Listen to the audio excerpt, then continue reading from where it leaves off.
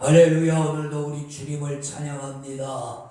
오늘도 예배에 초청된 성도들 머리머리에 주님의 은혜가 함께 하시기를 축원합니다.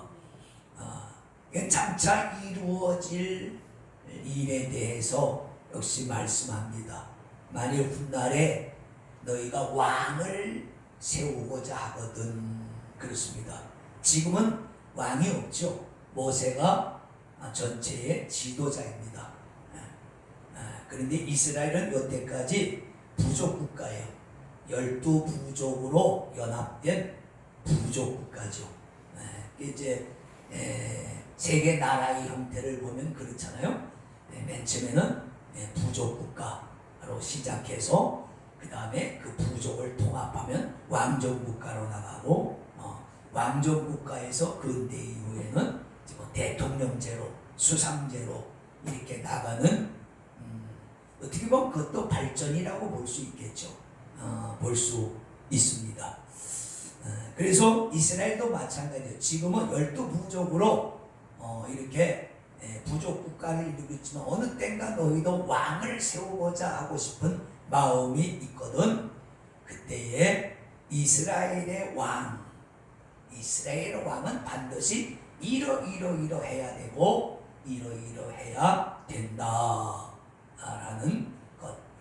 오늘 말씀을 가만히 보면 왕이 해야 될 것, 반드시 왕이 해야 될 것, 왕이 해야 될 것, 지켜야 될 것, 그 다음에 왕이 하지 말아야 될 것, 그렇게 두 가지로 이렇게 나누어서 자세히 주님이 설명하고 있습니다.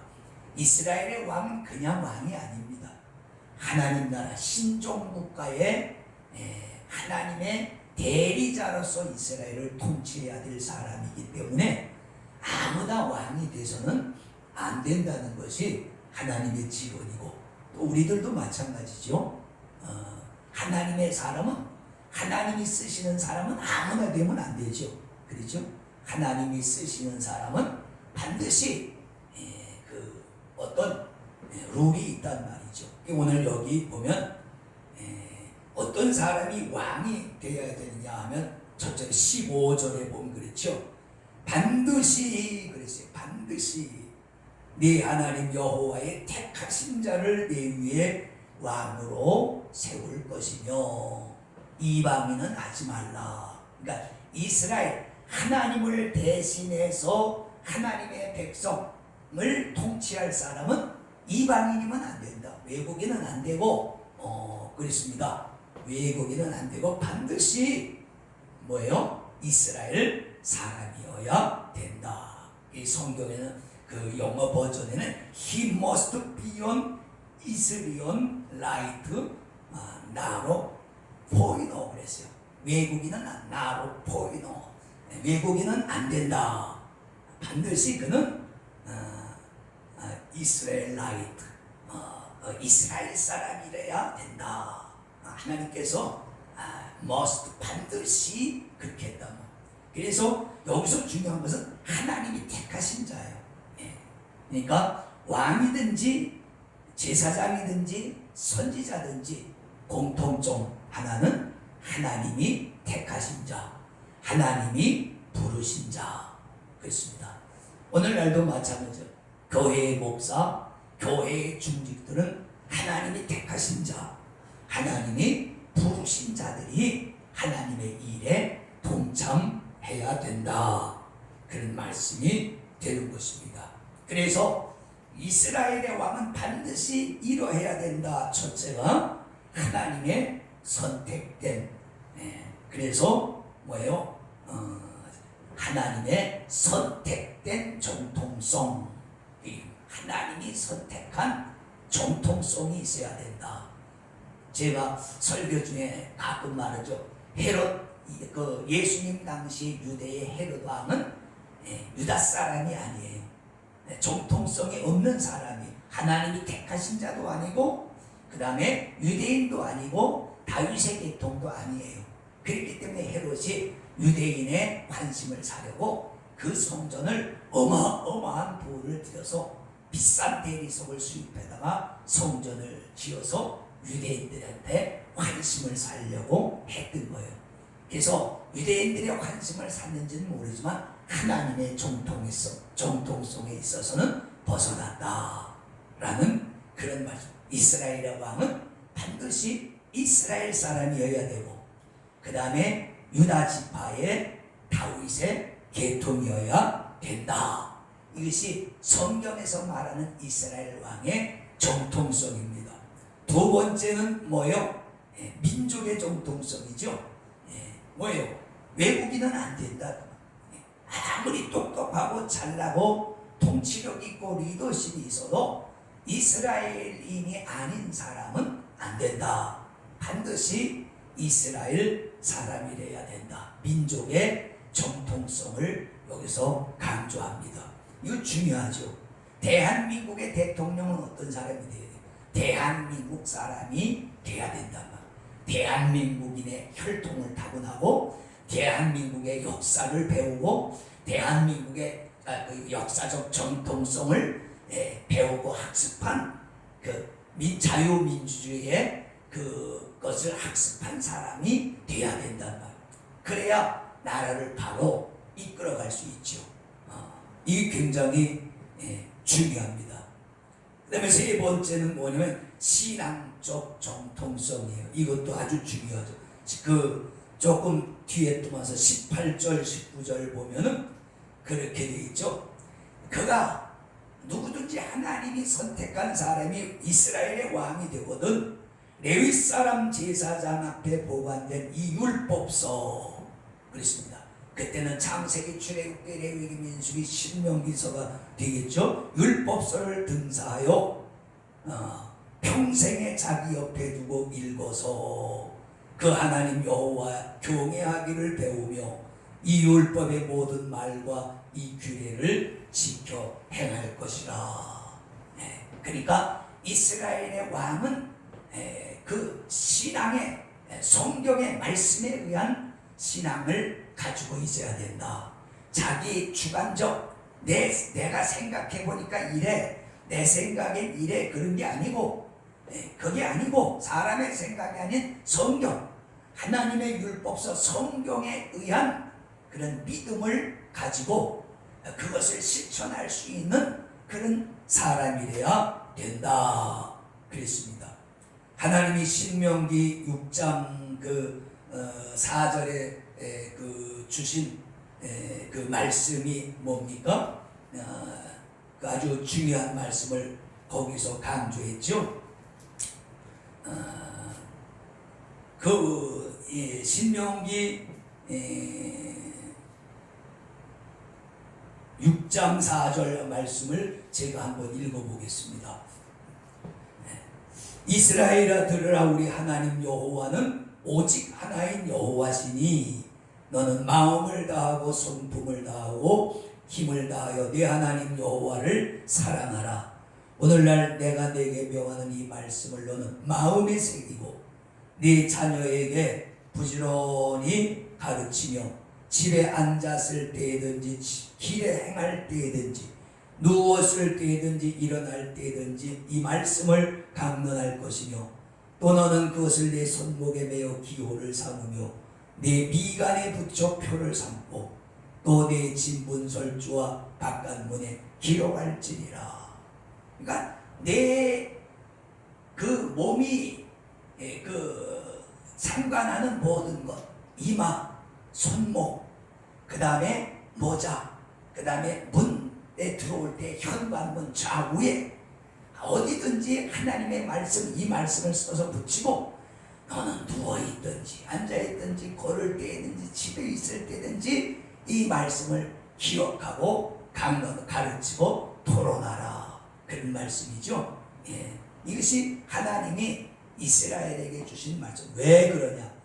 그러니까 네 생각대로 하지 말고 성경적인 믿음관을 가지라. 오늘 우리 이제 장로교회에서 특히 강조하는 게 있잖아요. 오직 믿음, 오직 말씀.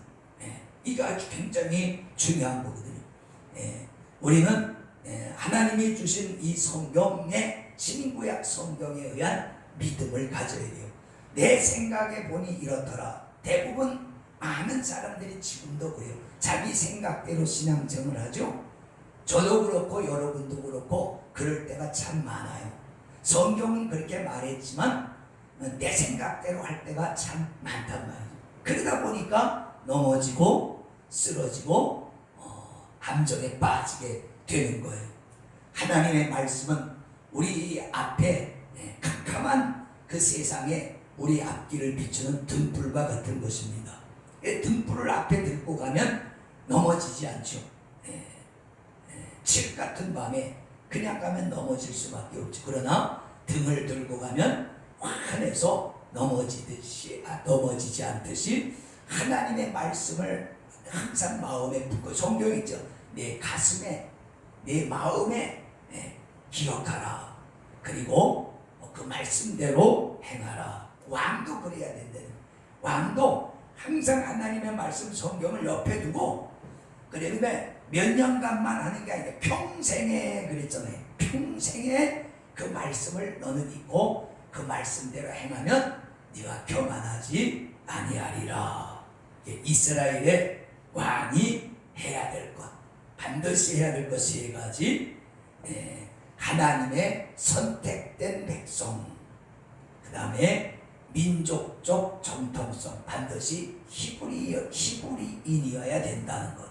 세 번째는 성경적 신앙관을 가진 왕이 되어야 된다라는 말씀입니다.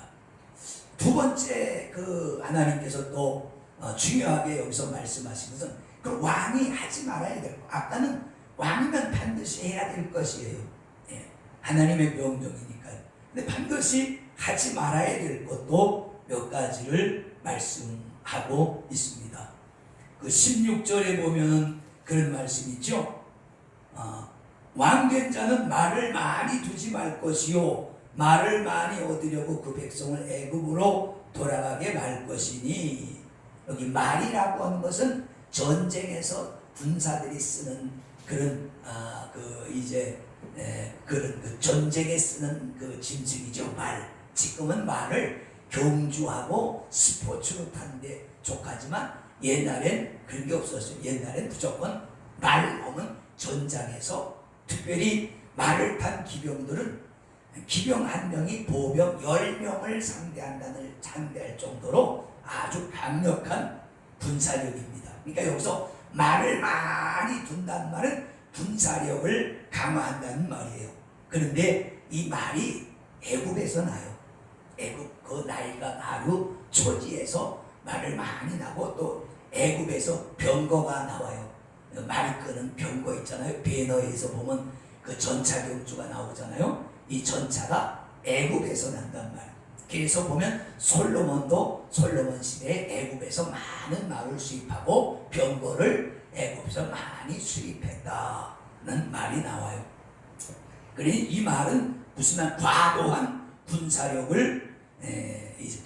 증강을 경계하는 거예요. 군사력을 막 하니, 왜 군사력을 증강한다는 말은 하나님을 의지하기보다는 사람의 능력, 사람의 힘을 의지한다는 뜻이 되거든요.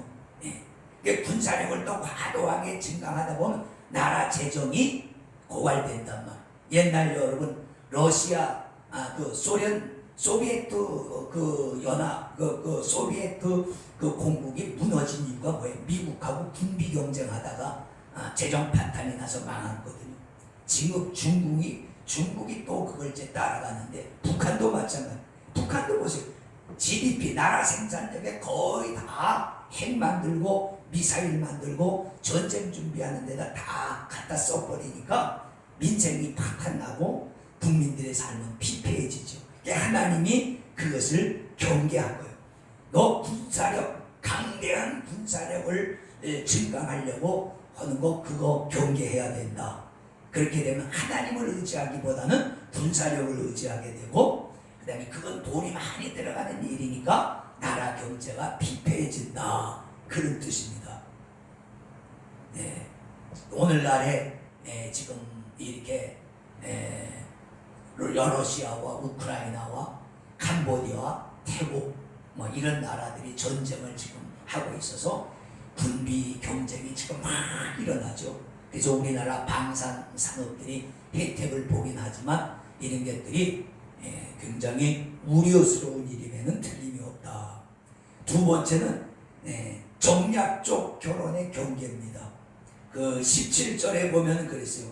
아내를 많이 두어서 그 마음이 미혹되게 말 것이며 그랬어요.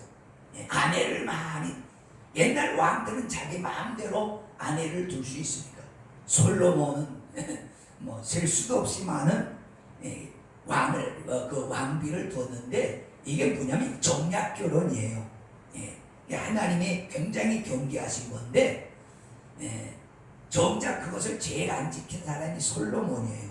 솔로몬이 하나님이 말씀하신 정반대로 간 사람이 솔로몬이에요.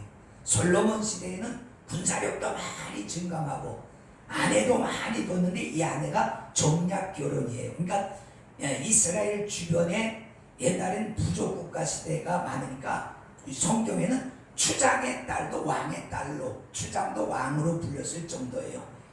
오늘날과 같이 이렇게 근대적인 현대적인 국가 말고 조그만 부족들도 다 왕으로, 그 추장의 딸들을 다 후궁으로 들여오는 거예요. 왜? 정략적으로. 그러면서 사돈을 맺으면은 전쟁을 안 할 거 아니야. 솔로몬은 인간적으로 보면 굉장히 지혜로운 것인데 그 방법을 썼어요. 나라와 나라 사이에 우리가 싸울 필요가 뭐 있냐, 서로 평화롭게 지내자, 그럴 듯하잖아요. 그러면 말로만 하면 소용이 없잖아. 그럼 당신 딸을 나한테 줘라. 그럼 내가 당신의 사위가 되면은, 사위가 장인의 나라를 쳐들어갈 수가 없고 장인이 사위의 나라를 쳐들어올 수가 없잖아. 정략 결혼을 여기서 하나님이 경계하십니다. 근데 그렇게 하다 보니까 뭐예요? 그 왕비들이 시집을 올 때 몸만 오는 게 아니라 그 나라의 문화, 그 나라의 우상, 그 나라의 풍속, 그걸 가지고 와서 자기가 사는 궁 안에서는 자기 나라의 풍습을 행한단 말이야. 거기서 우상 숭배하고 거기서 이방 풍속을 해가. 그러니까 솔로몬 시대의 예루살렘에 아주 우상과 귀신들이 그냥 떼거지로 득실했단 말이야. 이게 하나님이 솔로몬 때까지는 봐줬지만 그 아들 때 나라를 찢으셨단 말이죠. 참 안타까워. 하나님이 미리 아시고 지금 경계하시는 거예요. 정략적 결혼을 경계. 아내 많이 두지 말고, 그러면 그 아내들이 네 마음을 미혹해 할 것이다. 그렇죠? 부인의 말을 이길 수 있는 사람이 몇 명이나 되겠어요? 그렇죠? 부인이 자꾸 옆에서 쏘삭거리면 맨 처음에는 아니라고 그러다가도 거절할 수 없잖아. 사랑하는 아내인데 어떻게 거절하겠어요? 그러니까 이게 죽도 밥도 안 된다는 말. 하나님이 그걸 경계하신 거예요. 사회에 그런 것이 그 이방인의 풍속에 의해서 하나님 나라의 풍속이 혼합된 것을 경계했단 말. 그 다음에 세 번째는 사회적 부의 축적의 경계입니다. 부의 축적, 은금을 자기를 위하여, 나라를 위하여가 아니라, 나라를 위하여 쌓는 것은 괜찮아. 그런데 자기를 위하여 많이 쌓지 말 것이니라. 성경에 보세요. 참 다윗이 왜 위대한? 다윗은 전쟁에 나가서 상대방 나라를 쳐서 거기서 뺏어온 은과 금을 다 방패를 만들어서 하나님의 궁에다 갖다 뒀다고 그랬어. 근데 솔로몬 때서부터는 자기 집에다 갖다 뒀어. 참 솔로몬은 뺏은 것을 왜 아버지가 많이 두었으니까 자기는 자기 집에다 다 갖다 뒀어. 근데 아이러니한 것은 솔로몬 아들 시대에 다 물려받았잖아. 솔로몬의 그 어마어마한 부를 그 아들 르호보암이 물려받았는데 그거 그 당대에 애굽 왕에게 싹 뺏겨버렸어요. 참 허무하죠. 솔로몬이 얼마나 많은 부를 쌓습니까? 그런데 그 아들한테 다 물려줬는데 그 아들 대에 가서 애굽 왕 시사기에 올라와서 그게 다 뺏어. 알뜰하게 뺏어갔단 말이에요. 다 날라갔어요. 그러니까 나라를 위해서 쌓는 것이 아니라 자기를 위해서 부를 축적하는 것을 경계해야 돼. 이건 사익이죠. 나라를 위해서 하는 것은 공익, 자기를 위해서 하는 것은 사익. 근데 왕이 공익을 먼저 위해야지 사익을 취하게 되면 뭐예요? 부정한 수법을 써서 그 정부의 돈을 자기 것으로 만든다. 요즘 뭐 옛날에 많이 있었잖아요. 지금도 그렇고 많은 대통령과 수상들이 정치적인 외국과 거래를 하면서 리베이트 형식으로 뒷돈을 받고 무기도 거래하고 국가의 큰 기간 산업을 할 때도 거래를 한단 말이에요. 거기서 다 정치 자금을 뒤로 받는 것이죠. 이런 것이 뭐 사회의 기업도 기업 간의 거래에도 마찬가지고, 리베이트 문화가 우리나라에 뭐 아주 흔하죠. 리베이트 그 뒷돈 안 주면 일이 안 될 정도로 그렇게 된다. 교회는 없는지 모르겠어요. 옛날에 내가 우리 교인의 장례식을 어느 장례사한테 맡겼더니 장례 끝내고 그분이 봉투를 하나 내밀더라. 저는 안 받습니다. 안 받습니다. 가져가세요. 그랬더니 머쓱하면서 그냥 가져가더라. 그런 걸 다 그걸 그 사람이 관행적으로 딴 데도 주었으니까 나한테도 주는 거예요. 그 장례를 딴 사람한테도 줄 수도 있잖아. 근데 자기한테 주었으니까 그 주는 것은 앞으로도 계속 부탁합니다. 그런 뜻이잖아요. 이 뒷돈 문화 이런 것들이 사회의 전반에 가득한데 하나님이 그것을 경계해요. 지도자는 그렇게 하면 안 된다. 사익을 챙기면 안 된다는 거지. 그렇습니다.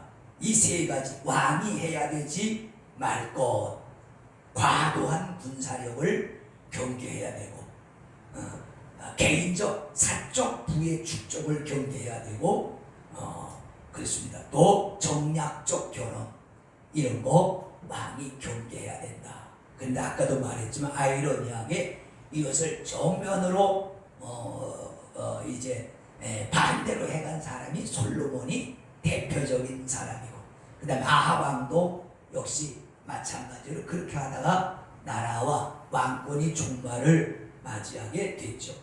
자, 위에 이 세 가지를 솔로몬이 무시하다가 실패한 대표적인 케이스라고 말씀드렸는데, 그러면 어떻게 해야 되냐? 20절은 이제 그렇게 할 때에 왕이 되어서 이런 것 하지 말고 이런 것을 할 때에 하나님이 약속한 축복이 있습니다. 그리하면 이게 중요한 거예요. 그리하면 하나님의 말씀에는 다 상급이 있다고 그랬죠. 예수 믿는 건 공짜인 것 같지만 공짜가 아닙니다. 다 상급이 있어요. 은혜도 공짜로 받고 구원도 공짜로 받는데 거기다가 상급까지 받아. 예수 믿는 게 얼마나 좋습니까? 할렐루야. 아멘 좀 해보세요. 아이 보세요. 예수 믿으면 구원 받죠. 하나님의 사랑 받죠. 복까지 받아. 예수 믿는 게 얼마나 좋습니까? 여기 보면 그리하면 그의 마음이 그 형제 위에 교만하지 아니하고, 그렇죠? 교만하면 안 돼. 교만은 패망의 선봉이라 그랬어요. 이 명령에서 떠나 좌로나 우로나 치우치지 아니하리니. 그렇죠. 이스라엘 중에서 그와 그 왕뿐만 아니라 그의 자손의 왕위에 있는 날이 장구하리라. 그러면 네 왕에 있는 날이 영영할 것이다. 근데 안타깝게 지상에는 그런 왕이 없죠. 이건 하나님이 이스라엘 왕에 대한 기준입니다. 이것을 만족하게 할 수 있는 분은 예수님밖에 없죠. 예수님밖에 없단 말이죠. 그래서 예수님은 만왕의 왕이시고 왕의 표본이시고, 왕의 표본이시고 우리의 표본 샘플이시란 말이에요. 예수님을 보면 지도자는 어떠해야 된다라는 것을 우리가 알 수 있죠. 그리하면 마지막 제가 말씀드려서 하나님의 말씀은 공짜로 없다. 그것을 행하면 하나님께 인정받고 또 이런 복을 받고 또 자기 자신도 온전해지는 은혜를 누릴 수가 있습니다.